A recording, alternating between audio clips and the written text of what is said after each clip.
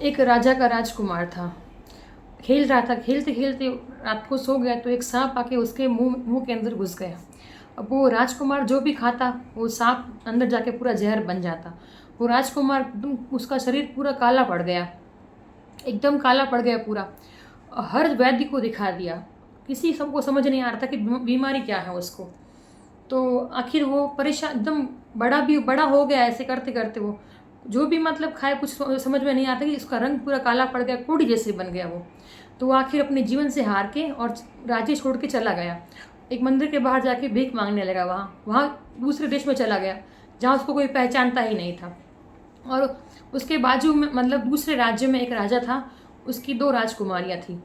जो दोनों राजकुमारी से पूछता था राजा कि तुम्हें कैसा है, मैं व्यवस्थाएं दे रहा हूँ, तुम्हें कैसी लग रही है। तो बड़ी वाली बोलती थी, हाँ पिताजी, आपके कारण सब व्यवस्थाएं मिल रही है, हमें इतना अच्छा रहन सहन मिल रहा है राजकुमारी वाला। दूसरी वाली को पूछता तो वो बोलती, हाँ भगवान सब सब कुछ दे रहा है मेरे को। भगवान बोले, भगवान दे रहा है तेरे को, मैं दे रहा हूँ।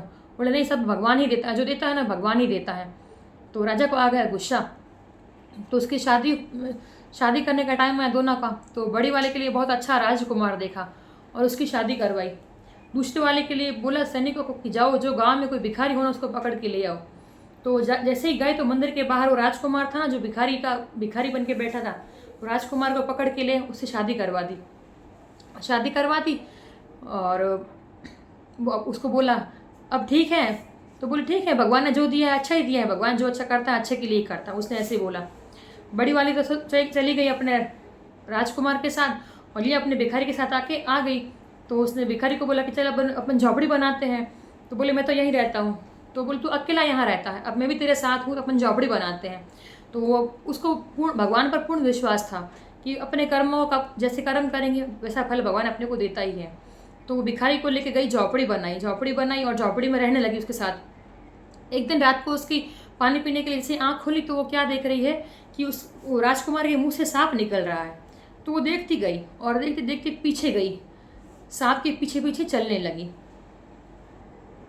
लगी। तो देखा कि ये सांप जा कहाँ रहा है। जैसे ही सांप गया दूसरे बिल के पास, तो वहाँ से दूसरा सांप निकल के आया और दोनों बातें करने लगे।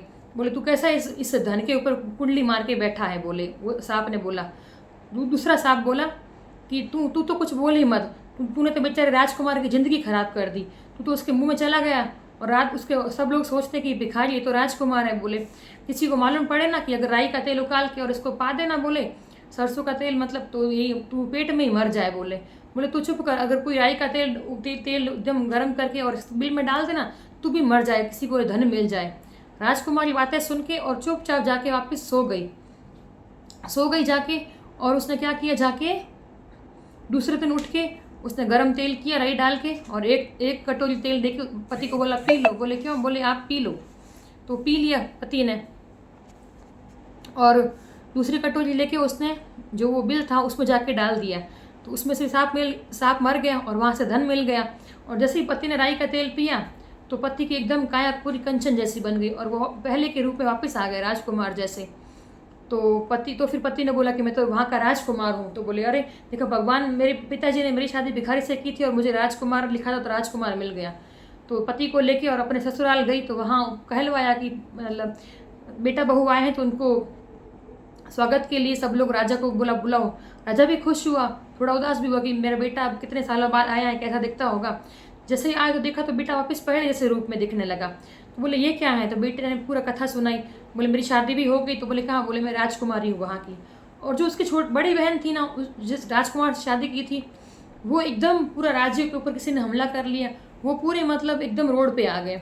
तो फिर उसके पिताजी को समाचार भेजे, बोले आपकी बेटी का रिश्ता हमारे यहाँ हुआ इसलिए आप हमारे यहाँ आओ। तो उसका बाप चक्कर खाने लगा, बोले ये क्या हुआ, मैंने तो बेटी की शादी भिखारी से की थी। जैसे ही बाप आया तो उसने देखा तो बोले ये क्या है। तो छोटी बेटी बोली देखो पिताजी, आपने दीदी की शादी तो जहाँ की थी राजकुमार के यहाँ, वो देखो अभी कहाँ पर है। आपने मेरी शादी भिखारी से की थी पर मेरे कर्म में राजकुमार लिखा था, तो भगवान ने मेरे को अच्छा दे दी। भले आपने भिखारी से शादी की पर मेरे राजकुमार लिखा था। इसलिए भगवान सब कुछ करता है, इंसान कुछ नहीं करता। इसलिए कभी इंसान को घमंड नहीं करना चाहिए कि मैं ये करता हूँ, मैं वो करता हूँ। करने वाला भगवान है, कोई किसी को खिला नहीं सकता, कोई किसी के लिए कुछ भी नहीं कर सकता, सब करने वाला भगवान है। जय श्री कृष्ण। फिर मिलती हूँ नई कहानी के साथ। मेरी कहानी अच्छी लगे तो लाइक करना, सब्सक्राइब करना और बेल आइकॉन पे बटन दबाना बिल्कुल मत भूलना, ताकि मेरी हर कहानी अपडेट होती है आपकी स्क्रीन पे आ जाएगी। जय श्री कृष्ण।